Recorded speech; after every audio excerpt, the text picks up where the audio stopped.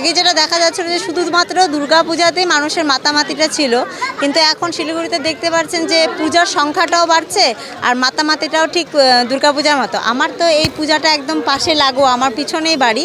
শিলিগুড়ি পুর নিগম এলাকার পাশাপাশি পঞ্চায়েত এলাকাতেও গণেশ পুজো মন কাটছে শিলিগুড়িবাসীদের। শিলিগুড়ি শহর ও শহরতলির একাধিক গণেশ পুজোর সঙ্গে টেক্কা দিচ্ছে ডাবগ্রাম ফুলবাড়ি বিধানসভা কেন্দ্রের মধ্য শান্তিনগর গণেশ পূজা কমিটির পুজো। এই পুজো পঞ্চায়েত এলাকায় হলেও বিগত 6 বছর ধরে পাড়ার মহিলা পুরুষ নির্বিশেষে ধুমধামের সঙ্গে পুজোর আয়োজন করে আসছে। এই গণেশ পুজো ঘিরে স্থানীয়দের উন্মাদনা দুর্গাপুজোর চাইতে কোনো অংশে কম নয়। এবার 6তম বর্ষে এই গণেশ পূজা কমিটির বিশেষ আকর্ষণ রাজস্থানী প্যালেসের অনুকরণে মণ্ডপসজ্জা। জাঁকজমকের সঙ্গে পুজোর পাশাপাশি এলাকার যুবা প্রজন্মকে অনুপ্রেরণা দিতে প্রায় প্রতিদিনই সাংস্কৃতিক অনুষ্ঠানের আয়োজন করা হয়েছে কমিটির পক্ষ থেকে।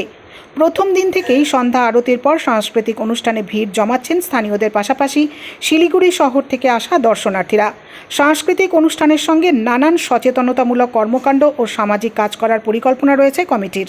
সেই মতো বুধবার সকালে রক্তদান শিবিরের ও বিনামূল্যে স্বাস্থ্য পরীক্ষা শিবিরের আয়োজন করা হয়েছে মধ্য শান্তিনগর গণেশ পূজা কমিটির তরফে।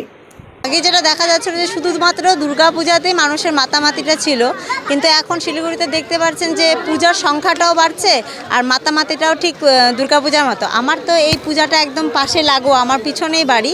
তো একদম মাহলটা এমন লাগে, মনে হয় সত্যি দুর্গোৎসবই মনে হয় হচ্ছে। 4 দিন ব্যাপী প্রোগ্রামে এত সুন্দর ব্যবস্থা, এত আপনারা দেখতেই পাচ্ছেন, এত ছোট একটা জায়গায় এত সুন্দর আয়োজন করেছে। তো সত্যি এটা ভীষণই অপূর্ব। এটা আমি একজন ডান্সের টিচার, তো এটা এখানে আমার প্রত্যেকটা স্টুডেন্টকে একটা চান্স করে দিতে পারছি, এটাও আমার কাছে বিশাল ব্যাপার। আজকে যেরকম মার্কেটে গেছিলাম, আমি মার্কেটের একটা পুজো দেখেছি বেশ নৌকার উপরে, বেশ সুন্দর। আর একটা যে কলেজের সামনে পুজো, ওটাও আমি দেখেছি, ওটাও কিন্তু ঠাকুর মূর্তিটা দারুণ, কিন্তু প্যান্ডেল কিন্তু এতটা বড় না, যে এতটা বিশাল বড় যেখানে আয়োজন বা ব্যবস্থাটা দেখতে পাচ্ছ, ওখানে জায়গাটাও ছোট, কিন্তু ঠাকুরটা সত্যিই ভালো। আরও কিছু কিছু যেগুলো রোডের পাশে ছোটোখাটো পূজা হয়েছে, ওগুলোও আমি দেখেছি অবশ্যই।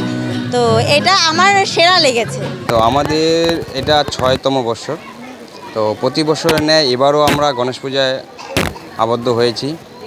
আর আমাদের এবার থিম যেটা ছিল, মানে রাজস্থানের প্যালেসের অনুকরণে পূজা মণ্ডপ, আর কালচারাল প্রোগ্রাম প্লাস কিছু অ্যাওয়ারনেস প্রোগ্রাম, তারপরে কিছু একটা মহাপ্রসাদ বিতরণ, আর একটা শেষে বিসর্জন। এই 4টাই আমাদের এবার থিঙ্কিং ছিল মেন। তো কালচারাল প্রোগ্রামের মধ্যে আমাদের লোকাল যে মানে স্থানীয় যারা আছে মধ্য শান্তিনগর পাড়া, যেটা এই পাড়ার মধ্যে ছোট ছোট ছেলেমেয়েরা তারা এখানে অংশগ্রহণ করেছে, প্লাস বাইরেরও কিছু থাকবে, সেটা 21 তারিখে হবে।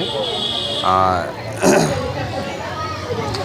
এই যেটা আমরা করে আসছি আজকে বিগত 6 বছর থেকে, তো এখানে আমাদের কিন্তু মধ্য শান্তিনগর পাড়ার একটা যেটা আছে, এখানকার প্রত্যেকটা মানুষের আন্তরিক ভালোবাসা আছে।